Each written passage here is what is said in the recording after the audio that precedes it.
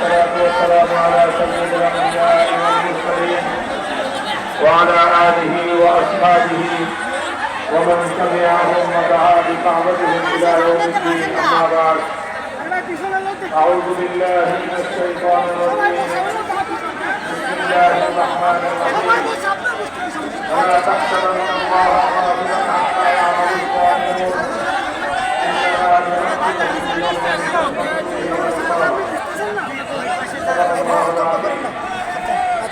বাংলাদেশ প্রধানমন্ত্রী কল্যাণ জেলা সভাপতি আয়োজিত আজকের এই জনসমাবেশে উপস্থিত সংগ্রামী সভাপতি, উপস্থিত বাংলাদেশ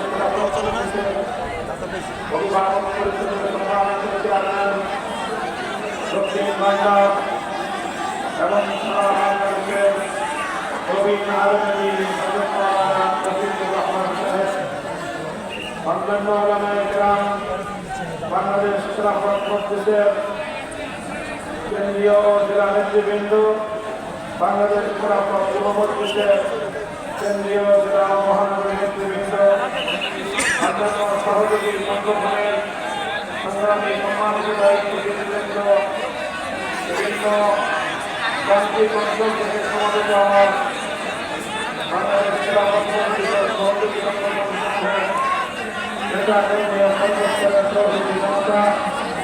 আমার প্রাণপ্রিয় কন্যাবাসী, সর্বপ্রথম আমি আজকের এই জনসমুদ্রে দাঁড়িয়ে মহান রব্বুল আলামিনের শুকরগুজারি আদায় করছি। সেই মহান রব্বুল আলামিন আমাদের উপর রহম এবং করুণা করেছেন। আমাদের জাতির বুকের উপর চেপে বসা জগদ্দল পাথর, একবিংশ শতাব্দীর অন্যতম স্বৈরাচারী শাসক, যুগের নব্য ফেরাউন জালিম শাহী শেখ হাসিনাকে অপসারণ করে আল্লাহ এ জাতিকে মুক্ত বাতাসের নিঃশ্বাস গ্রহণ করার সুযোগ করে দিয়েছেন। এজন্য আল্লাহ দরবারে শুকরগুজারি আদায় করছি। আল্লাহুম্মা লাকাল হামদু ওয়া লাকাশ শুকর। আজকের এই ঐতিহাসিক সমাবেশে দাঁড়িয়ে 5ই আগস্টের মহান বিপ্লব এবং গণ অভ্যুত্থানের বিজয়ের এই ঐতিহাসিক সময়কে আমি স্মরণ করছি।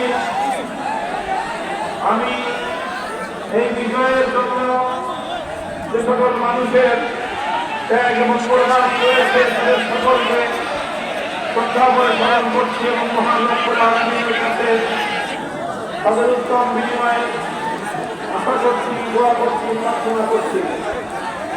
বিশেষত স্মরণ করছি 2009 সালের মিডিয়ার বিদ্রোহের নামে শাহাদাতপ্রাপ্ত 57 জন দেশপ্রেমিক সেনা কর্মকর্তাকে। স্মরণ করছি 2013 সালের 5 মে শাপলা চত্বরে গুলি করে হত্যার শিকার হেফাজতে ইসলাম বাংলাদেশের নবীপ্রেমিক তৌহিদি জনতাকে। স্মরণ করছি বিশ্ববন্দিত মুফাসসিরে কোরআন মাওলানা দেলোয়ার হোসেন সাঈদী রাহিমাহুল্লাহর বিরুদ্ধে আদালতের নাটক মঞ্চস্থ করা নাটক এক রায়, নাটক মঞ্চস্থ করা সাজানো রায়, মৃত্যুদণ্ডের ব্যক্তিকে কোরআনপ্রেমিক লাখো তৌহিদ জনতার বিক্ষুব্ধ প্রতিবাদে গুলি করে হত্যার শিকার প্রায় সহস্র শতাধিক কোরআনপ্রেমিক জনতাকে। স্মরণ করছি 2021 সালে বাংলাদেশের স্বাধীনতার শুভপ্রচারে উদ্দিনে গুজরাটের ভাষায় মুসলমানদের হত্যাকারী নরঘাতক নরেন্দ্র মোদীকে বাংলাদেশে এনে বাংলাদেশের শান্ত পরিবেশকে উত্তপ্ত করে তোলা, সেই উত্তাল প্রতিবাদ মিছিলে গুলি করে হত্যা করা হেফাজতে ইসলাম বাংলাদেশের নেতাকর্মীদেরকে। অতঃপর আমি স্মরণ করছি সর্বশেষ 2024 সালের জুলাই এবং আগস্ট মাসে সারা বাংলাদেশ জুড়ে শেখ হাসিনার নির্দেশে এবং তার দোসরদের পরিকল্পনায় ছাত্রলীগ যুবলীগ সহ প্রশাসনে ঘাটতি বেড়ে বসে থাকা আওয়ামী লীগের ভারতের অত্যাচার নির্যাতন এবং তাদের বুলেটের আঘাতে শাহাদাত বরণকারী সহস্রাধিক ছাত্র জনতা এমনকি 3 বছরের শিশু সন্তান সহ শাহাদাত প্রাপ্ত সকল ভাই বোনদেরকে আল্লাহ রাব্বুল আলামিনের কাছে দোয়া করি, আল্লাহ যেন এই সকল শহীদদের শাহাদাতকে কবুল করে তাদের উত্তম বিনিময় দান করেন। সংগ্রামী খুলনাবাসী, আমাদেরকে আজ এই বিজয়ের মাসপূর্তিতে ভুলে গেলে চলবে না। বিজয় অর্জন করা যতটা কঠিন, বিজয়কে ধরে রাখা তার চেয়েও বড় কঠিন। আমাদের অতীত অভিজ্ঞতা রয়েছে, তিক্ত অভিজ্ঞতা। আমরা এই বাংলাদেশের মানুষ, এই জনপদের মানুষ, কখনো আমাদের নাম ছিল পূর্ব পাকিস্তান, কখনো আমাদের নাম ছিল পূর্ববঙ্গ, কখনো আমাদের নাম ছিল বঙ্গ। এইভাবে নানা নামে আমরা নানা সময়ে বিভিন্ন আধিপত্যবাদী গোষ্ঠী কর্তৃক আমরা শোষিত এবং বঞ্চিত হয়েছি। আমাদের উপর শোষণ বঞ্চনার ইতিহাস অনেক দীর্ঘ। একদিকে যেমন আমাদের উপর জুলুম চালানো হয়েছে, শোষণ চালানো হয়েছে, বঞ্চিত করা হয়েছে আমাদেরকে আমাদের ন্যায্য এবং প্রাপ্য অধিকার থেকে। অপরদিকে এই জাতির মানুষ, এই জনগোষ্ঠীর মানুষ, চিরসংগ্রামী মানুষ, আমরা তিনটি আধিপত্যবাদ বিরোধী শক্তির বিরুদ্ধে লড়াই করে, তিনটি আধিপত্যবাদী শক্তির বিরুদ্ধে লড়াই করেই আমরা মুক্ত হয়েছি, স্বাধীন হয়েছি এবং অর্জিত হয়েছে আমাদের স্বাধীন বাংলাদেশ। আমরা প্রথম লড়াই করেছিলাম ব্রিটিশ বেনিয়ার সাম্রাজ্যবাদী শক্তির বিরুদ্ধে। 200 বছরের স্বাধীনতার সংগ্রাম ছিল। সেই সংগ্রামে লড়াই করেছে হাজী শরীয়তুল্লাহ, সেই সংগ্রামে লড়াই করেছিল মীর নেসার আলী ওরফে তিতুমীর, সেই সংগ্রামে লড়াই করেছিল ফকির মুস্তাফা, সেই সংগ্রামে লড়াই করেছিল শাইখ রহিম মাহমুদ হাসান, সেই সংগ্রামে লড়াই করেছিল পাক ভারত উপমহাদেশের আলেম সমাজ, যাদের রক্তের উপর দিয়ে, যাদের শাহাদাতের উপর দিয়ে আমাদের এই দেশ থেকে ইংরেজ ব্রিটিশ বেনিয়ারা লেজ গুটিয়ে পালিয়ে যেতে বাধ্য হয়েছিল।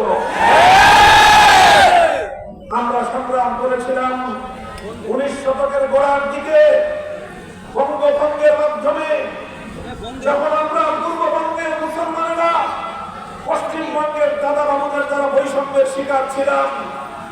নবাব স্যার সলিমুল্লাহ সহ শেরেবাংলায় ফজলুল হকেরা এদেশের মুসলমানদের উন্নয়নের জন্য তারা বঙ্গভঙ্গ আন্দোলন করে পশ্চিম পাকিস্তানের বৈষম্য থেকে, পশ্চিমবঙ্গের বৈষম্য থেকে পূর্ববঙ্গের মুসলমানদের মুক্তির জন্য লড়াই করেছিলেন, সংগ্রাম করেছিলেন।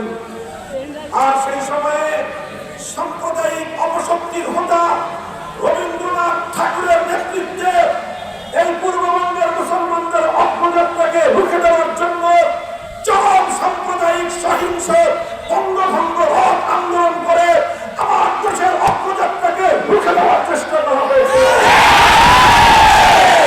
আমরা যেভাবে ব্রিটিশ বেনিয়াদের বিরুদ্ধে লড়াই করেছিলাম, আমরা কলকাতার দাদাবাবুদের বিরুদ্ধে লড়াই করে পূর্ববঙ্গের মুসলিম জাতিসত্তাকে প্রতিষ্ঠা করবার জন্য অব্যাহত সংগ্রামের মধ্য দিয়ে 1947 সালে আমরা স্বাধীন বাংলাদেশ গঠন করার ভিত রচনা করেছিলাম।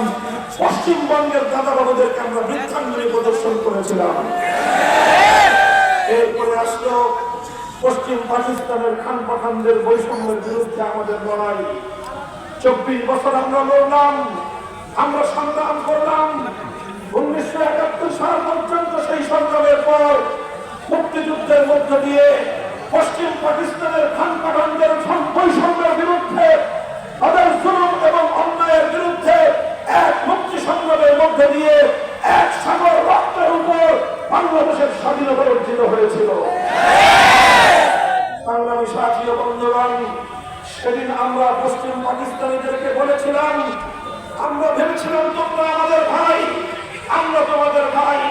পশ্চিম পাকিস্তানের খান পাঠান সরকারে তোমরা আমাদের দাস, আমরা তোমাদের প্রভু। আমরা বলেছিলাম আমাদের প্রভু একজন, আরশের মালিক। এই জমিনে আমাদের বন্ধু থাকতে পারে, কোনো প্রভু নাই। পরিষ্কার করতে চাই, আমার চারিদিকের সীমান্তে যারা আমার ফ্যামিলিকে হত্যা করেছে, যারা পদুয়ায় আমার বিডিআরকে হত্যা করেছে, যারা প্রতিনিয়ত আমার সীমান্তে আমার সন্তানদেরকে হত্যা করে আমার সীমান্তকে আমার ভাই বোনদের রক্ত দিয়ে রঞ্জিত করছে, আর এভাবেই বর্ষার মৌসুমে বন্যার পানিতে আমাকে ভাসিয়ে মারছে, শুষ্ক মৌসুমে আমার নদীগুলোতে বাদ দিয়ে আমার বাংলাদেশকে বনভূমিতে পরিণত করার চেষ্টা করছে।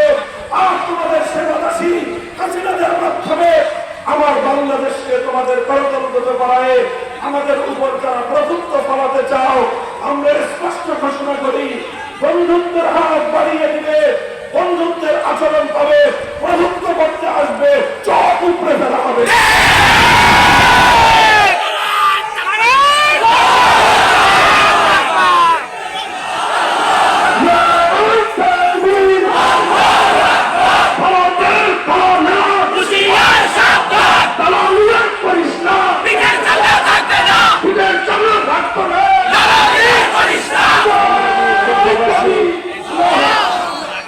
একটা দীপ্ত অভিজ্ঞতার কথা বলি।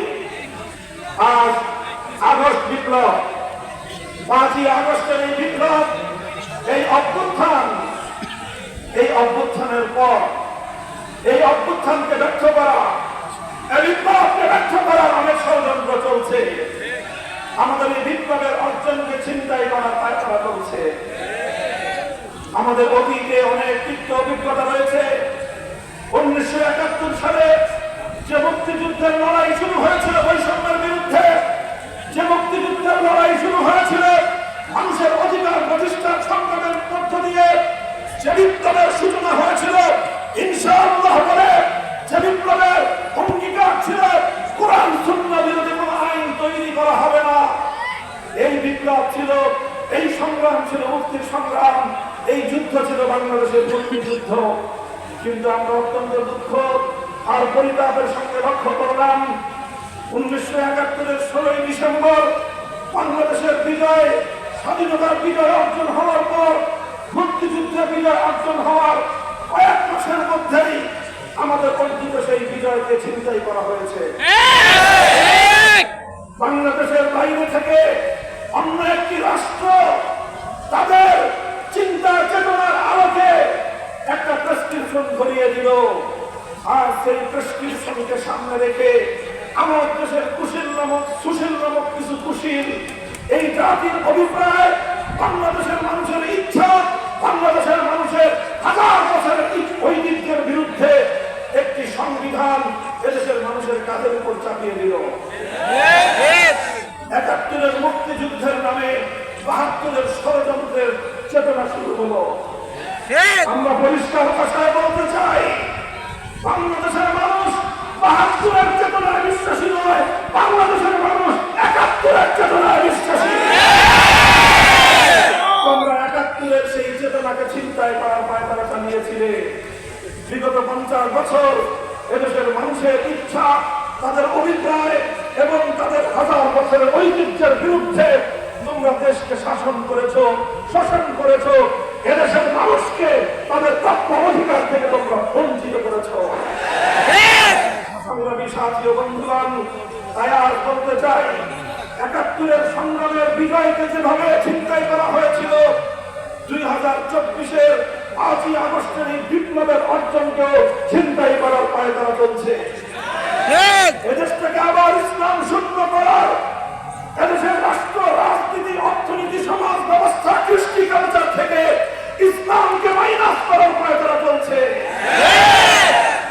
সংগ্রামী সাথী ও বন্ধুগণ, আপনারা লক্ষ্য করেছেন এই 2024 সালের আগস্ট, জুলাই এবং আগস্ট মাস জুড়ে ছাত্র জনতার যে অভ্যুত্থান হয়েছে, ছাত্র জনতার যে আন্দোলন হয়েছে, বৈষম্য বিরোধী যে আন্দোলন, সে আন্দোলনের বৈশিষ্ট্য কি ছিল আমরা দেখেছি। সেই আন্দোলনে ঢাকা সহ বাংলাদেশের শহরগুলোর, বিভাগীয় এবং জেলা শহরগুলোর উত্তপ্ত রাজপথের চিত্র আমরা দেখেছি, গণমাধ্যমে দেখেছি, সামাজিক যোগাযোগ মাধ্যমে আমরা দেখেছি। আমাদের ছেলেরা তারা মিছিল করছে, আমাদের ছেলেরা স্লোগানে স্লোগানে রাজপথ উত্তাল করে তুলছে। যখনই নামাজের সময় হলো, সঙ্গে সঙ্গে একজন ছাত্র অথবা একজন স্টুডেন্ট দাঁড়িয়ে আল্লাহু আকবার আল্লাহু আকবার আযানের ধ্বনিতে বাংলার আকাশ বাতাস মুখরিত করে তুলল। আরেকজন ইউনিভার্সিটির ছাত্র ইমাম হয়ে নামাজে ইমামতি করলো। তার ইমামতিতে শত সহস্র আমাদের সন্তানেরা রাজপথে দাঁড়িয়ে রাজপথের উত্তপ্ত বীজ খালাই বীজকে জায়নামাজ বানিয়ে রবের দরবারে তারা সিজদায় লুটিয়ে পড়ল। আর সেই নামাজের পরে দুহাত তুলে মালিকের কাছে ফরিয়াদ করলো, ফ্যাসিবাদের বিরুদ্ধে আল্লাহর সাহায্য কামনা করলো, স্বৈরাচারের বিরুদ্ধে আল্লাহর পক্ষ থেকে ফরিয়াদ জানিয়ে তারা সাহায্য চাওয়ার পর আমার আল্লাহ পাক রব্বুল আলামিন তাদেরকে গায়েবী সাহায্য করলেন। আল্লাহর সাহায্য প্রাপ্ত এই ক্ষুদ্র কাফেলা ছাত্র সমাজের এই সংগ্রাম এমন দাবানল হয়ে ধরে উঠল শেখ হাসিনার মতো স্বৈরাচারী শক্তি, যার পাশে ছিল নরেন্দ্র মোদীর মতো এক নরঘাত পিশাচ। 15টা বছর পর্যন্ত তোমরা বাংলাদেশের মানুষকে তাদের ভোটের অধিকার থেকে বঞ্চিত করেছে। তোমরা একটাবারের জন্য বাংলাদেশের মানুষের কথা ভাবো নাই। তোমরা ভেবেছ বাংলাদেশের ক্ষমতার মস্তদের মধ্যে তোমাদের এক সেবা দাসীকে বসায় রাখতে হবে। এজন্য তোমরা সেই সেবা দাসীকে একতরফা সমর্থন দিয়েছ। আন্তর্জাতিক বিশ্বকে তোমরা বাংলাদেশ সম্পর্কে মিস ইনফরমেশন দিয়েছ। বাংলাদেশকে আন্তর্জাতিক বিশ্ব থেকে বিচ্ছিন্ন রাখার চেষ্টা করেছ। বিনিময়ে এই সেবা দাসী তোমাদেরকে বাংলার বুকের উপর দিয়ে বিনামূল্যে ট্রানজিট সুবিধা দিয়েছে, একতরফা কালো চুক্তি করেছে। এভাবেই তোমরা দিনের পর দিন আমাদেরকে শোষণ করেছ, জুলুম করেছ, আর আমাদের কাঁধের উপর শেখ হাসিনাকে বসিয়ে রেখে একতরফা তোমরা বাংলাদেশটাকে লুটে খাওয়ার চেষ্টা করেছ। এভাবে বাংলাদেশকে জুলুম এবং অত্যাচারের এক বদ্ধভূমিতে পরিণত করেছিল শেখ হাসিনা। সেই শেখ হাসিনা যার ব্যাপারে মানুষের মধ্যে একটা কথা প্রচলিত হয়ে গিয়েছিল, একটা কথা মানুষ সবাই ভাবতে শুরু করেছিল। যেই কথাটা কত সুন্দর ভাবে আল্লাহ পাক রব্বুল আলামিন কোরআনে পাকের সূরাতুল হাসরে বলেছে। আল্লাহ বলেছেন, মা যানানতুম আন ইয়াখরুজু ওয়া যান্নু আন্নাহুম মানি'atuhum হুসনুহুম মিনাল্লাহ ফাআতাহুমুল্লাহু মিন হাইসু লাম ইয়াহতাসিবু। আল্লাহ বলেন, হে জনগণ, তোমরাও মনে করেছিলে হাসিনাকে পতন ঘটানোর কোনো শক্তি নাই। শেখ হাসিনা এবং তার দালালরা তারাও মনে করেছিল এই হাসিনা যতদিন আছে তার মৃত্যু পর্যন্ত তাকে ক্ষমতা থেকে সরানোর কোনো শক্তি নাই। আল্লাহ বলেন যে এই ধরনের পরিস্থিতিতে আল্লাহ এমন ভাবে পাকড়াও করেন যেটা ইতিপূর্বে কেউ কল্পনাও করে নাই। সেভাবেই আমার আল্লাহ পাকড়াও করেছেন আবাবিলের মতো ছোট্ট ছোট্ট ছাত্ররা, তারা বুকের রক্ত দেওয়ার জন্য রাস্তায় নেমে আসে। একজনকে হত্যা করলে 10 জন নেমে আসে, হত্যা করলে 100 জন মিছিলে নামে। এদেশের মানুষ শুধু নয়, সারা পৃথিবীকে অবাক করে দিয়ে আমার বাংলার মায়েরা সন্তানদেরকে নিয়ে রাজপথে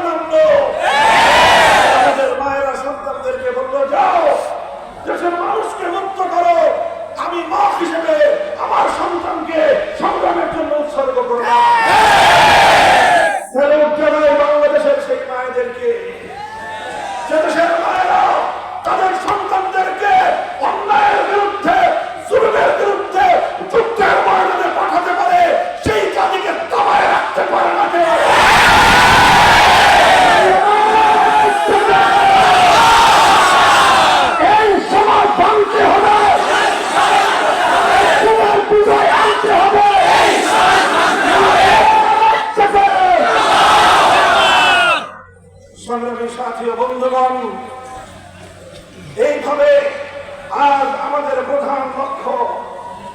আমাদেরকে যে বিষয়টা প্রায়োরিটি দিতে হবে, প্রাধান্য দিতে হবে, কোনোভাবেই আগস্টের 5 তারিখের বিপ্লবকে যেন কেউ চিন্তাই করতে না পারে।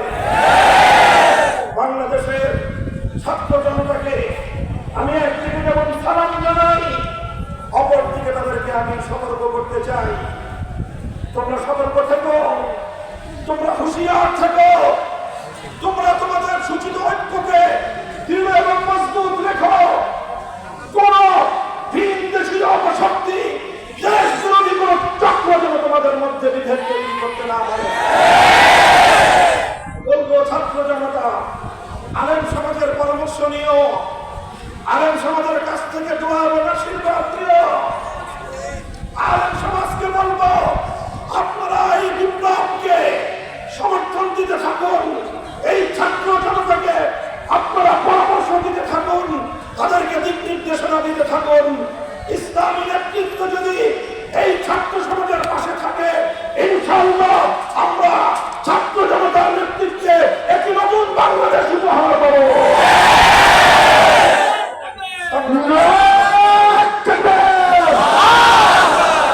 সংগ্রামী সাথী ও বন্ধুগণ, শেখ হাসিনার কথা বলতে গেলে হৃদয় কেঁপে ওঠে, রাগে ক্ষোভে সকল রক্তগুলো আমাদের মাথায় জবাব পেতে যায়। শেখ হাসিনা বাংলাদেশে রাজনীতি করেছে। শেখ হাসিনার 50 বছরের রাজনীতির মৌলিক 2টি দর্শন ছিল। শেখ হাসিনার রাজনীতির প্রথম দর্শন ছিল প্রতিশোধের রাজনীতি। শেখ হাসিনা রাজনীতি করেছে, প্রতিশোধের রাজনীতি করেছে। 1975 সালে 15ই আগস্টের অভ্যুত্থান যখন ঘটে, শেখ হাসিনার বাবা মরহুম শেখ মুজিবুর রহমান সাহেব তিনি সেই অভ্যুত্থানে নিহত হন। সেই অভ্যুত্থানে শেখ মুজিবুর রহমান সাহেবের গোটা পরিবার হত্যাকাণ্ডের শিকার হয়। সেই হত্যাকাণ্ডে নিহত নিরপরাধ নারী শিশুদের জন্য আমাদের সমবেদনা রয়েছে। কিন্তু কথা হলো, সমবেদনা শুধু 15ই আগস্টের নিহতদের জন্যই। 15ই আগস্টের আগে বাকশালীদের হাতে শেখ মুজিবুর রহমান সাহেব 71-এর মুক্তিযুদ্ধের সেই চেতনাকে বৃদ্ধাঙ্গুলি দেখিয়ে 71-এর মুক্তিযুদ্ধের অঙ্গীকারকে ভঙ্গ করে বাংলাদেশের মানুষকে ভোটাধিকার থেকে বঞ্চিত করে একদলীয় বাকশাল কায়েম করে এদেশের প্রতিটি মানুষের অধিকারকে তিনি কেড়ে নিয়েছিলেন। প্রতিবাদ করেছিল এদেশের মানুষ। যারা প্রতিবাদ করলো, সেই প্রতিবাদী জনতার ভাগ্যে কি জুটেছিল ইতিহাস খুলেন। জাসলের নেতারা কিনু তোমার আজকের এই পরিণাম কেন হয় বুঝো না? তোমাকে লাথি মারে, কিন্তু কারাগারের অন্তরালে বসে নতুন করে ভাববার আমি আহ্বান জানাই। মতিয়া চৌধুরী শেখ মুজিবের চামড়া দিয়ে ডুবডুবি বাজাবার চিন্তা করেছিলে, ঘোষণা দিয়েছিলে। কেন দিয়েছিলে সেদিন? তোমাদের 30,000 যুবককে তুলে নিয়ে শেখ মুজিবের গুন্ডা বাহিনী খুন করেছিল। শেখ হাসিনা, তুমি শুধু 15ই আগস্টের নিহতদের জন্য কান্না করো। কান্দে কান্দে 50 বছর এদেশের মানুষকে ধোকা কম দাও না। 15ই আগস্টের নিহতরা যেরকম তাদের রক্তের দাম আছে, তাদের হাতে, তোমার বাবার হাতে, তোমার বাবার বাকশালীদের হাতে আমার বাংলার 30,000 মায়ের কোল খালি হলো। সেই মায়েদের চোখের কোনো মূল্য নাই। সেই সকল তরতাজা 30,000 যুবকের জীবনের কোনো দাম নাই। তোমার কাছে যদি 30,000 যুবকের প্রাণের কোনো দাম না থাকে, এদেশের মানুষের কাছে 15ই আগস্টের নিহতদের কোনো মূল্য নাই।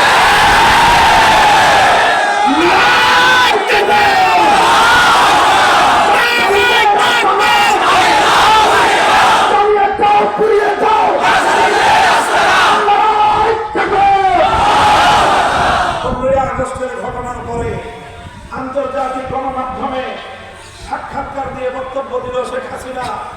বলল যে জাতি তার বাবাকে হত্যা করেছে, তিনি সেই জাতির কাছ থেকে প্রতিশোধ গ্রহণ করবেন। এটা ওপেন ঘোষণা। আজও মিডিয়া জগতে শেখ হাসিনার সেই ঘোষণা এখনো পর্যন্ত খুঁজে পাবেন। 1975 সাল থেকে 2024 সাল 15ই আগস্ট থেকে 5ই আগস্ট শেখ হাসিনার 50 বছরের রাজনীতি, প্রতিশোধের রাজনীতি। বাংলাদেশের মানুষের কাছ থেকে তিনি প্রতিশোধ গ্রহণ করেছেন। এদেশের মানুষ যেন মাথা তুলে দাঁড়াতে না পারে সেই ব্যবস্থা তিনি করেছেন। দেশটা যেন একটা তলাবিহীন ঝুলিতে রূপান্তরিত হয় সেই ব্যবস্থা তিনি করেছেন। আমার কাছে আশ্চর্য লাগে, একটা বিধবা নারী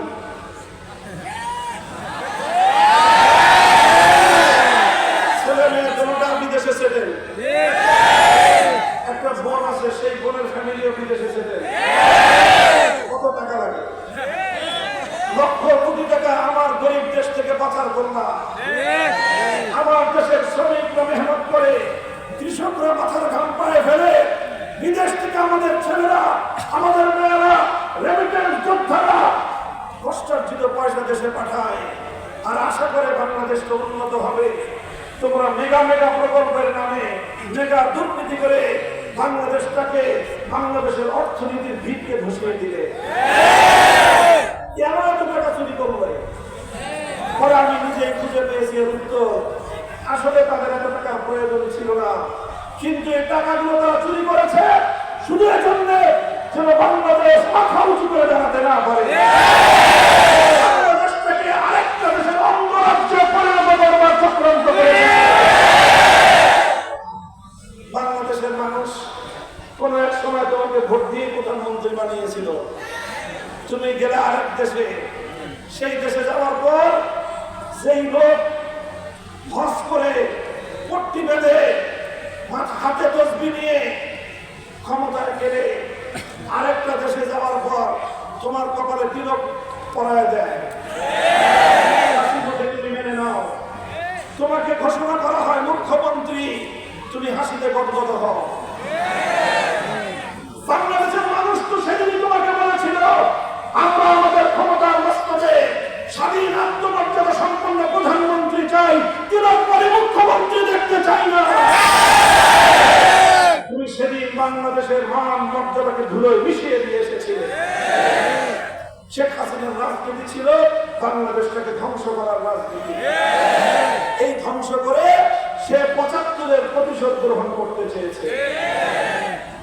আর তার রাজনীতির দ্বিতীয় দর্শনটা ছিল ডিভাইড এন্ড রুল। সেই ব্রিটিশ মিডিয়াদের তাদের যে পলিসি, তাদের যে কমিউনিটি, সেই নীতির আলোকে বাংলাদেশটাকে ডিভাইড এন্ড রুল, মুক্তিযুদ্ধের চেতনা ব্যাখ্যা করে বাংলাদেশটাকে দুই ভাগে বিভক্ত করে রেখেছে। অথচ শেখ হাসিনার পরিবারের একজন সন্তান মুক্তিযুদ্ধে সরাসরি অংশগ্রহণ করে নাই, আর মুক্তিযুদ্ধের পরে তারাই হয়ে গেল মুক্তিযুদ্ধের প্রধান লিডার। ভালো কথা, এরপরে বাংলাদেশকে বিগত 55 বছর ধরে মুক্তিযুদ্ধের ভিত্তিতে দুই ভাগে ভাগ করেছে। উদ্দেশ্য মুক্তিযুদ্ধের চেতনা সমুন্নত করা নয়, উদ্দেশ্য ছিল দেশটাকে বিভক্ত করা। দেশের মানুষ যদি ঐক্যবদ্ধ হয় এদেশ অন্য কোন দেশের গণতন্ত্র হবে না। এই জন্য দেশকে বিভক্ত করে রাখতে চেয়েছে। এই দুই পলিসি, একটা হলো প্রতিশোধের রাজনীতি, আরেকটা হলো বিভক্ত করার রাজনীতি। 50 বছর এই খেলাই বাংলাদেশে শেখ হাসিনা খেলেছে। বিভক্ত করার আরেকটা নির্মম কৌশল ছিল শেখ হাসিনা এবং আওয়ামী লীগের, সেটা হলো সংখ্যালঘু ইস্যু। সংখ্যালঘুদেরকে, হিন্দু, বৌদ্ধ, খ্রিস্টানদেরকে শেখ হাসিনা তার সন্ত্রাসীরা রাতের অন্ধকারে কান্নাবিলি হয়ে ছবল মারত, দিনের আলোতে ওঝা হয়ে থাকতে আসতো। এই ছিল তার পলিসি। 2024-এর 5 আগস্টের পর একটা দেশের কিছু চিহ্নিত মিডিয়া সরগর শুরু করে দিল, বাংলাদেশে এখন সংখ্যালঘু নির্যাতন হবে। এদেশের মুসলমানরা, এদেশের আলেম সমাজ, হেফাজতে ইসলাম, বাংলাদেশ খেলাফত মজলিস সহ এদেশের মাদ্রাসার ছাত্ররা তারা অগ্রগণ্য ভূমিকা পালন করে প্রতিটি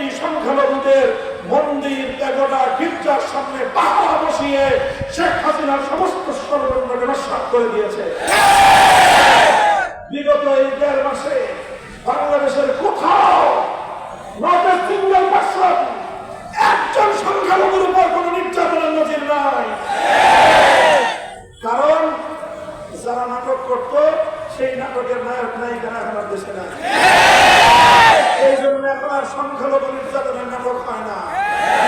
যতদিন পর্যন্ত এই নাটকের নায়ক নায়িকাদেরকে, এই নাটকের কলাকুশলীদেরকে বাংলাদেশ থেকে বাইরে রাখা যাবে, ততদিন আর বাংলাদেশে হিন্দুরা নিরাপদে থাকবে। যতদিন আওয়ামী লীগকে বাংলাদেশ থেকে ছেটিয়ে বিদায় করে রাখা যাবে, ততদিন বাংলাদেশের সংখ্যালঘুরা নিরাপদে থাকবে। সংখ্যালঘু হিন্দু ভাইয়েরা, তোমরা আমাদের ভাই। বৌদ্ধরা তোমরা আমাদের ভাই। খ্রিস্টানরা তোমরা আমাদের ভাই। তোমাদের প্রকৃতি অধিকার রক্ষা করা আমাদের দায়িত্ব। তোমাদের উপাসনালয়গুলোকে নিরাপদ রাখা আমাদের জিম্মেদারি। কেউ তোমাদেরকে কিছু বলবে না, কেউ তোমাদের উপর হাত তুলবার সাহস পাবে না। কেউ যদি তোমাদের বিরুদ্ধে কোনো ষড়যন্ত্র করে, সে হাত আমরা ভেঙে গুড়িয়ে দেবে।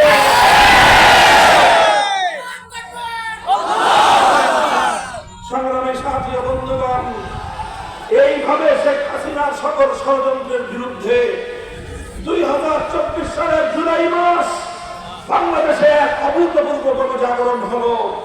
5ই আগস্ট গণবিপ্লব হলো, গণ অভ্যুত্থান হলো। এই অভ্যুত্থানের সবচেয়ে বড় বৈশিষ্ট্য ছিল অভূতপূর্ব ঐক্য।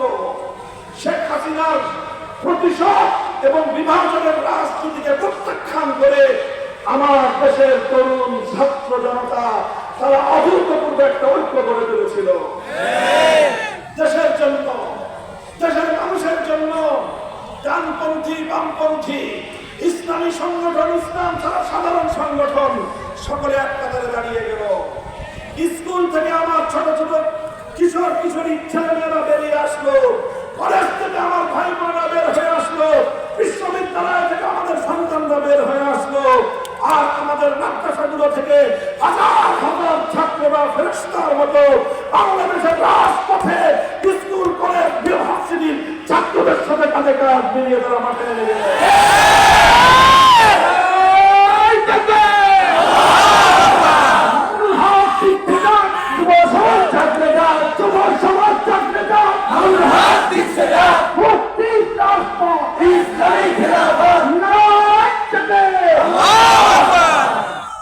এইভাবে একটা ঐক্য সূচিত হলো। এই ঐক্যই ছিল শেখ হাসিনার বিরুদ্ধে বাংলাদেশের মানুষের বিজয়ের হাতিয়ার।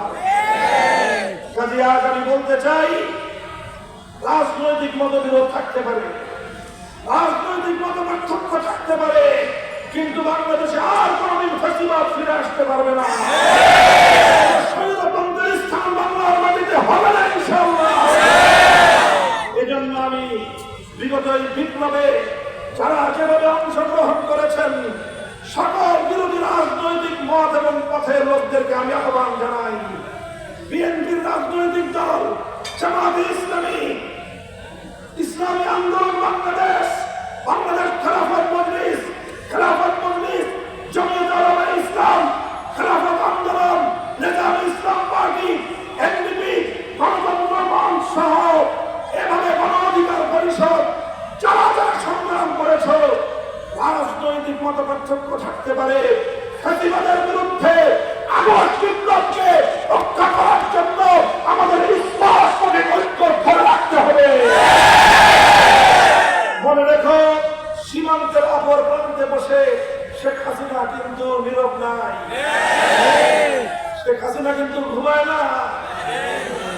শেখ হাসিনা আবার চেষ্টা করতেছে, আবার ষড়যন্ত্রের দ্বারা ভাবতেছে।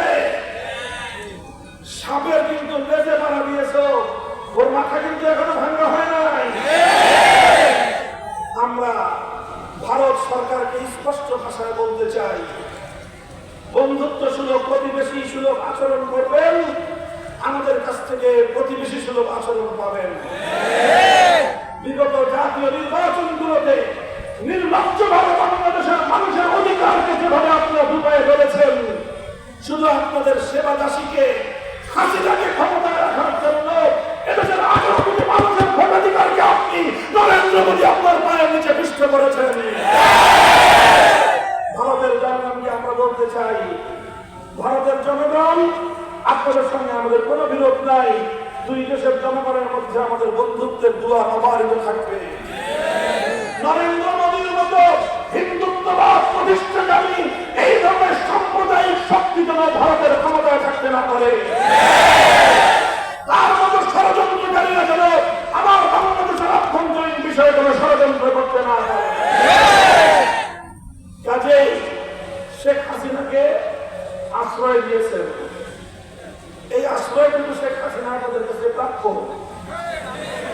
15 বছর আপনাদেরকে যে সার্ভিস দিয়েছে দেশের বিরুদ্ধে, দেশের জনগণের বিরুদ্ধে, এমনকি তার দল আওয়ামী লীগের নেতা কর্মীদের স্বার্থের বিরুদ্ধে গিয়ে তিনি একমাত্র পার্শ্ববর্তী দেশের এজেন্ডায় বাস্তবায়ন করে গিয়েছেন। বলবেন আওয়ামী লীগের স্বার্থের বিরুদ্ধে কিভাবে? আওয়ামী লীগের নেতা কর্মীরা আমি টের পেয়েছিল যে এই করুণ পরিণতির শিকার তাদের হওয়া রাখতে পারে। শেখ হাসিনাকে তারা সতর্ক করেছিল, শেখ হাসিনা কারো কোনো পরামর্শ মানে নাই, কারো পরামর্শ মানে নাই। এরপরে যখন এদেশের মানুষ ক্ষিপ্ত হয়ে উঠল, নিজের বোনটাকে বগল দাবা করে 16টা লাগেজ হেলিকপ্টারে উঠায় এই পর্যন্ত যা কিছু জমা করেছিল আর যা পাচার করেছিল সব নিয়ে হেলিকপ্টারে ফেরত দিয়ে গেছে। একটা বারের জন্য 70 বছরের প্রাচীনতম সংগঠন আওয়ামী লীগের হাজার হাজার নেতা কর্মীর কথা একবারও ভাবে না। আমার দুঃখ লাগে, মাঝে মাঝে আফসোসও লাগে যে আওয়ামী লীগের লোকজন এখন এদেশের মানুষকে মুখ দেখাবে কি করে, কেমনে মুখ দেখাবেন? আমি যদি এভাবে পালিয়ে যেতাম, আমার নেতা কর্মীরা তো এদেশের মানুষকে মুখ দেখাতে পারতো না। আমার নেতা কর্মীরা তার কোনদিন খেলাফত মজলিসের নাম নিয়ে জনগণের কাছে যেতে পারতো না। আপনারা কোন মুখে বাংলাদেশের মানুষের কাছে এসে আবার আওয়ামী লীগের নাম নেবেন? এই জন্য আপনাদের প্রতি আমার খুবই সমবেদনা হয়। একটা পরামর্শ দেই, ভালো করে বুঝে রাখেন। 1971 সালের আগে 1971 সালের আগে আওয়ামী লীগের দাদা, কি বললাম? আওয়ামী লীগের বাবা হলো আওয়ামী মুসলিম লীগ, আওয়ামী মুসলিম লীগের বাবা হলো মুসলিম লীগ। আবার শুনেন, আওয়ামী লীগের বাবা হলো আওয়ামী মুসলিম লীগ, আওয়ামী মুসলিম লীগের বাবা হলো মুসলিম লীগ। তাহলে মুসলিম লীগ কি হলো? আওয়ামী লীগের দাদা হলো। এই আওয়ামী লীগের দাদা মুসলিম লীগ 71 পূর্ববর্তী বাংলাদেশে অনেক রাজত্ব করেছে, অনেক শোষণ করেছে, অনেক নির্যাতন করেছে, অনেক জুলুম করেছে, অনেক মায়ের সুখ খালি করেছে। আমার ভক্ত প্রতিটি জনপদে বৈষম্যের রাজ কায়েম করে গুম গুম হত্যার বাংলাদেশ গড়ে তুলেছিল। এরপর যখন তারা সকল সীমা লঙ্ঘন করলো, 71-এর মুক্তিযুদ্ধের পর মুসলিম লীগ আছে, কিন্তু তাদের হারিকেন দিয়েও তাদেরকে ঢুকে দেওয়া যায় না। আপনারা ঠিক সেই আচরণটাই করেছেন।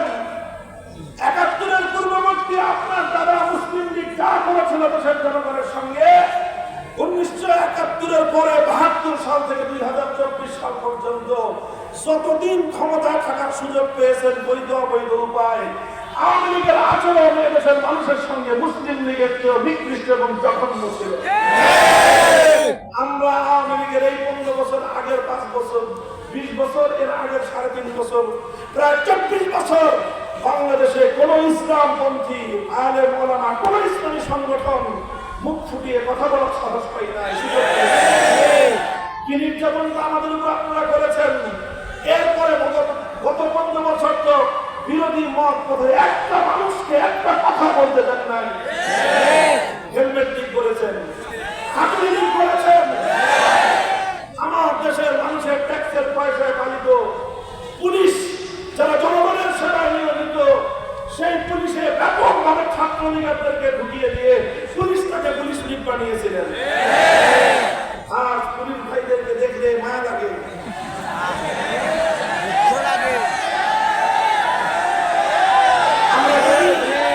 আমরা জানি সব পুলিশ অন্যায়কারী না। অনেক পুলিশ তারা দেশপ্রেমী, জনগণের সেবক, কিন্তু তারা এতদিন ছিল নিগৃহীত। তার থাকতো খাগড়াছড়ি, আমরা বান্দরবন। আর শেখ হাসিনা এই সমস্ত যত ছাত্রলীগার সন্ত্রাসী, মাস্তান, চাঁদাবাজি, পুলিশ লীগ হয়ে তারা সমস্ত শহর অঞ্চলগুলো দাপিয়ে বেরিয়েছে। এরা স্বরাষ্ট্রমন্ত্রীকে বলে, স্যার একটা বিনিময় একটাই করে, বাকিটি যায় না। কত বড় নৃশংস পুলিশ অফিসার, চিন্তা করে দেখেন। ওরা চেয়েছিল, মনে করেছিল একটা গুলি মারবে, একজন মরবে, বাকিরা ভয়ে পালাবে।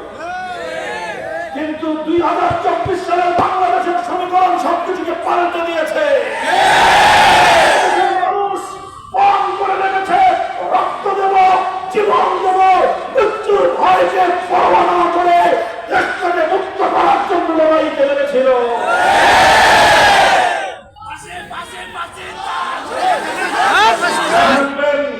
যারা মরতে চায় তাদেরকে আর মারা যায় না, যারা মরতে চায় তাদেরকে মারা যায় না। এরপরেও শেখ হাসিনা শেষ পর্যন্ত মেরেই গেছে, মেরেই গেছে, মেরেই গেছে। কত বড় নৃশংস! আমি বলি, আসলে শেখ হাসিনা একটা মানসিক বৈকল্যের শিকার, একটা মানসিক রোগী ছিল।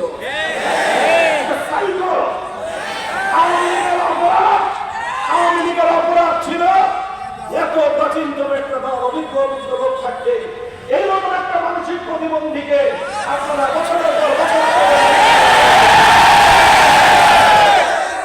আপনি চিন্তা করতে পারেন, আপনি চিন্তা করতে পারেন। আগস্টের শুরু থেকে সারা পৃথিবী বলছিল বাংলাদেশের অবস্থা করুন, বাংলাদেশের অবস্থা আউট অফ কন্ট্রোল।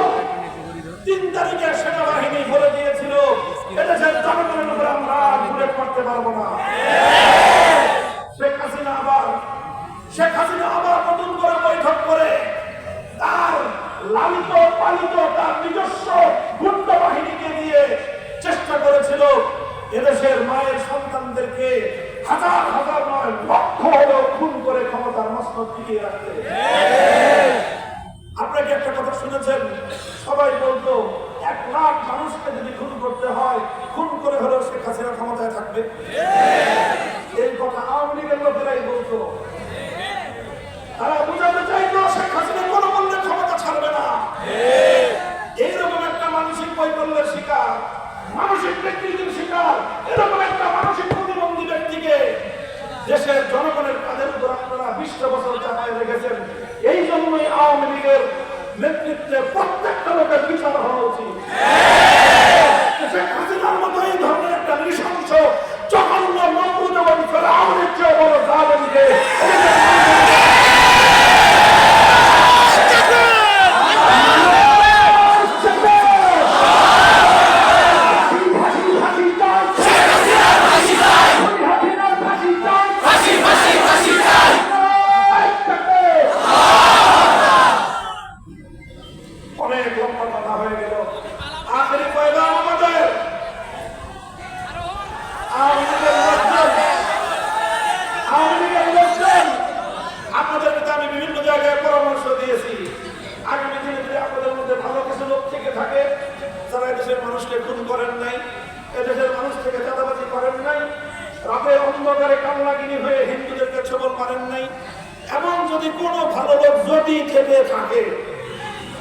আপনাদেরকে পরামর্শ দিলে আগামী দিন রাজনীতি করবেন, আওয়ামী লীগের নামটা পাল্টে এসে।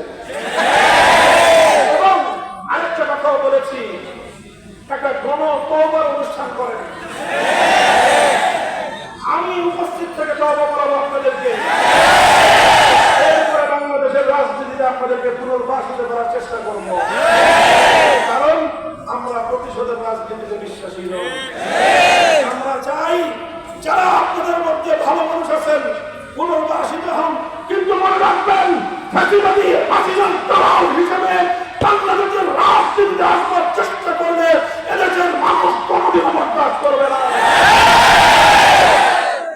আপনারা কি মনে করেছেন বাংলাদেশের এমন কোন জেলা আছে যে জেলার স্কুল, কলেজ, ইউনিভার্সিটি, মাদ্রাসা ছাত্র শহীদ হয় নাই?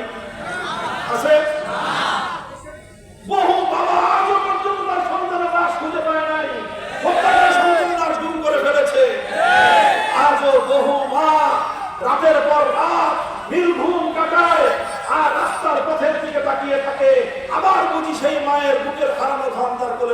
আসবে। এই সকল মায়ের চোখের অশ্রুর অভিশাপ শেখ হাসিনা তোমার 14 পুরুষকে ধ্বংস করার জন্য যথেষ্ট। যদি আবার কেউ রাজনীতিতে আসতে হয় তাহলে কিভাবে মানুষের সঙ্গে কথা বলবেন, কোন মুখে মানুষকে প্রশ্নগুলোর জবাব দিবেন, সেগুলো আগে স্টাডি করে তারপরে নামবেন। আপনার নেত্রী 3 দিন আগেও বলেছিল শেখ হাসিনা পালায় না। এরপরে আমরা কি দেখলাম? 5ই আগস্ট দুপুর হওয়ার আগে হাজার হাজার নেতা কর্মীদেরকে অনিরাপদ রেখে এদেশের বিক্ষুব্ধ মানুষের মুখের উপর ফেলে রেখে নিজে আর নিজের বোনের নিরাপত্তা নিয়ে উড়ান দিয়ে নরেন্দ্র মোদীর কোলে গিয়ে যাচ্ছিলেন। আর এখনো সীমান্তের অপর প্রান্ত থেকে আমার বাংলাদেশের শান্তি স্থিতিশীলতা ধ্বংস করবার পায়তারা চালাচ্ছেন। মনে রাখবেন, এই বাংলাদেশ সেই বাংলাদেশ নয়। এই বাংলাদেশ খানজাহানের বাংলাদেশ, এই বাংলাদেশ শাহজালালের বাংলাদেশ, এই বাংলাদেশ আফিফ হুজুরের বাংলাদেশ, এই বাংলাদেশ সাইফুল হাদিসের বাংলাদেশ। এই বাংলাদেশে আর কোন ইসলাম বিরোধী ষড়যন্ত্র বরদাস্ত করা হবে না।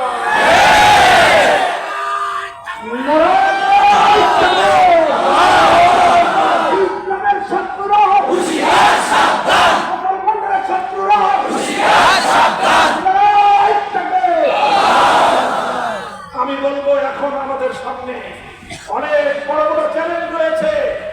অর্থনীতি পুনরুদ্ধার করতে হবে, আইন শৃঙ্খলা রক্ষার পরিস্থিতিকে আবার পুনঃপ্রতিষ্ঠা করতে হবে। পুলিশের যে সকল নিরীহ নিরপরাধ লোকজন আছেন, আপনারা কাজ করুন, এদেশের জনগণ আপনাদেরকে সহযোগিতা করবে। আর যারা পুলিশের নামে লিক করেছিলেন তাদেরকে বলবো, দয়া করে বাংলাদেশ ছেড়ে পালিয়ে যেতে পারলে পালায় যান। এদেশের মানুষ আপনাদেরকে পেলে কোনদিন তারা ক্ষমা করতে পারবে না। অন্তর্বর্তীকালীন সরকারকে বলবো যে আমার যতগুলো সন্তানকে খুন করা হয়েছে, 2013 সালে আমার ভাইদেরকে হত্যা করা হয়েছে, 2009 সালে আমাদের দেশপ্রেমিক সেনা কর্মকর্তাদেরকে হত্যা করা হয়েছে, 2021 সালে আমাদেরকে হত্যা করা হয়েছে, আমাদেরকে নির্বিচারে জেলখানায় পুরে রাখা হয়েছে, 2024 সালে আমাদের ছেলে মেয়েদেরকে নির্বিচারে হত্যা করা হয়েছে। প্রতিটি হত্যাকাণ্ডের বিচার চাই। আন্তর্জাতিক অপরাধ ট্রাইব্যুনাল গঠন করেছেন, সেই ট্রাইব্যুনালে প্রসিকিউশন নিয়োগ দিয়েছেন, ধন্যবাদ জানাই। তবে এটা দ্রুত কাজ চালাইতে হবে। শেখ হাসিনা কোন বলে, কোন চুক্তির বলে এখনো পর্যন্ত ভারতে আশ্রয় নিয়ে আছে? এতগুলো মামলার আসামি হওয়ার পর এখনো কেন তার নামে ইন্টারপোলের রেড অ্যালার্ট জারি হলো না? ইন্টারপোলের রেড অ্যালার্ট জারি করে শেখ হাসিনা এবং তার খুনমন্ত্রী সভার সদস্যদেরকে ধরে এনে বিচারের কাজ করায় দাঁড় করাতে হবে। আর তার আগে শেখ হাসিনাকে রিমান্ডে নিয়ে কোথায় কোথায় টাকা পাচার করেছে তথ্য উদ্ধার করতে হবে। টাকা দেশে ফিরিয়ে এনে বাংলাদেশের জনগণের কল্যাণে বিনিয়োগ করতে হবে। আর কখনো এদেশে শিক্ষা ব্যবস্থায় নাস্তিকবাদ এবং ইসলাম বিরোধী ভাবধারা যেন নতুন করে প্রবিষ্ট হতে না পারে, সেই ব্যাপারে যথাযথ পদক্ষেপ গ্রহণ করতে হবে। এখন আমরা শুধু দৃষ্টি আকর্ষণ করছি, মনে রাখবেন, আমার আগামী প্রজন্মকে ইসলাম থেকে দূরে সরাবার, ইসলাম সম্পর্কে বিতশ্রদ্ধ করে তুলবার চেতনা অপতৎপরতার বিরুদ্ধে আমরা জিরো টলারেন্স নীতিতে মাঠে নামব। কোন আপোষ করব না। আমার সন্তানকে রাষ্ট্রিক মানবতার কোন এজেন্ডা বাংলাদেশে বাস্তবায়ন হতে দেব না। ভালো ভালো কাজ করবেন, ভালো ভালো সহযোগিতা পাবেন। ইসলামকে নিয়ে ছিনিমিনি খেলতে চেষ্টা করবেন, মাথায় কাপড়ের কাপড় বেঁধে মাঠে নামব। এদেশের ইসলাম পন্থীদেরকে মূল্যায়ন করার চেষ্টা করুন। তাকিয়ে দেখুন আজকের নতুন বাংলাদেশের দিকে। 15 বছরের নিষ্পেষণ থেকে বেরিয়ে আসার পর আজ গোটা বাংলাদেশে পাপ ভাঙ্গা জোয়ার ছুটেছে ইসলাম রাজনীতি খেলাফতের রাজনীতির প্রতি। এই সিম্পটমটা বুঝবার জন্য আজকের বাংলাদেশের সকল মহলকে আমি উদাত্ত আহ্বান জানাই। এদেশের মানুষের চেতনা বুঝবার চেষ্টা করুন, মানুষের পাপ বুঝবার চেষ্টা করুন। ইসলামপন্থী বলে আমাদেরকে শুধুমাত্র উপেক্ষা করবেন, অবজ্ঞা করবেন, সেই দিন ভুলে যান। খবরদার সেই দিন ভুলে যান। আমরা এদেশে ভারতীয় হিসেবে থাকি না, রক্ত দিয়ে কিনেছি এই মাটি। কিন্তু আধিপত্যবাদের বিরুদ্ধে লড়াই করতে গিয়ে আমাদের যে পরিমাণ রক্ত দিয়েছে আর কোন জনগোষ্ঠী এই পরিমাণ রক্ত দেয় না। পূর্বপুরুষদের রক্তে কেনা মাটিতে ভারতীয় হিসেবে থাকবে না। এই কথাটা যত তাড়াতাড়ি বুঝবেন সবার জন্য যত মঙ্গল। আমাদের হাত সকলের প্রতি বন্ধুত্বের হাত প্রসারিত। আবার বলছি, বন্ধুত্ব করবেন, বন্ধুত্বের হাত পাবেন, প্রভুত্ব করবার চেষ্টা করবেন, চোখ উপড়ে ফেলবো।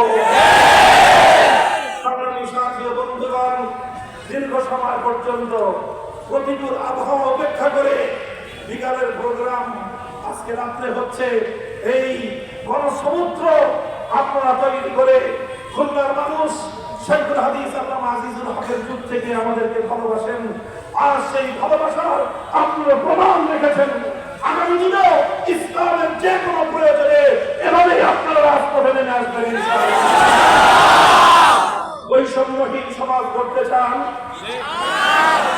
ইনসাফ কায়েম করতে চান, জুলুম আর শোষণ মুক্ত, বঞ্চনা মুক্ত একটা সমাজ করতে চান, পূর্ণাঙ্গ বৈষম্যহীন, পূর্ণাঙ্গ ইনসাফ পূর্ণ একটা সমাজ করতে চাইলে মানব রচিত কোন তন্ত্র মন্ত্র দিয়ে সম্ভব না। এজন্য প্রয়োজন এই জমিনের মালিক আল্লাহ রাব্বুল আলামিন প্রদত্ত আল্লাহর প্রতিনিধিত্বের রাজনীতি, খেলাফতের রাজনীতি করতে হবে। আমি খুলনাবাসীকে আহ্বান জানাই, আসুন দলে দলে আমাদের বাংলাদেশ খেলাফত মজলিসের পতাকা তলে শামিল হন। যুব সমাজ, তোমরা নতুন এক বাংলাদেশ গড়বার জন্য যুব মজলিসের পতাকা তলে সমবেত হও। ছাত্র সমাজ আসো, আমাদের ছাত্র মজলিসের কাতারে আমরা তোমাদেরকে নিয়ে স্বেচ্ছাসেবক বাহিনী গঠন করে নতুন বাংলাদেশ গড়ে তুলব ইনশাআল্লাহ। এই বাংলাদেশে আর কোনদিন কোন স্বৈরাচারী মাথা ছাড়া দিয়ে উঠতে পারবে না। এই বাংলাদেশে ফাঁসিবাদের জায়গা হবে না। এই বাংলাদেশ থেকে ইসলামকে অবজ্ঞা করবার দুঃসাহস কেউ দেখাতে পারবে না। আল্লাহ পাক রব্বুল আলামিন তৌফিক দান করুন। ইনশাআল্লাহ এভাবেই আমাদের পথ চলা অবিরাম চলবে, আমাদের সংগ্রাম অব্যাহত থাকবে ইনশাআল্লাহ। যতদিন এদেহে প্রাণ আছে, এর হৃদয় স্পন্দন আছে, আল্লাহর জন্য, আল্লাহর মাখলুক মানব জাতির জন্য আমরা আমাদের সংগ্রাম অব্যাহত রাখবো ইনশাআল্লাহ। এভাবেই দেখা হবে রাজপথে, কথা হবে স্লোগানে স্লোগানে। আল্লাহ পাক আমাদের দেশের জন্য, জাতির জন্য মঙ্গলের এবং কল্যাণের ফয়সালা করুন। আখির দাওয়ানা আলহামদুলিল্লাহি রাব্বিল আলামিন। বাংলাদেশ জিন্দাবাদ, বাংলাদেশ খেলাফত মজলিস জিন্দাবাদ। নাসরুন মিনাল্লাহি ওয়া ফাতহুন করিম। আসসালামু আলাইকুম ওয়া রাহমাতুল্লাহ। মোহতারাম হাজির, কেউ হুজুরের সাথে মোসাফা করার চেষ্টা করবেন না।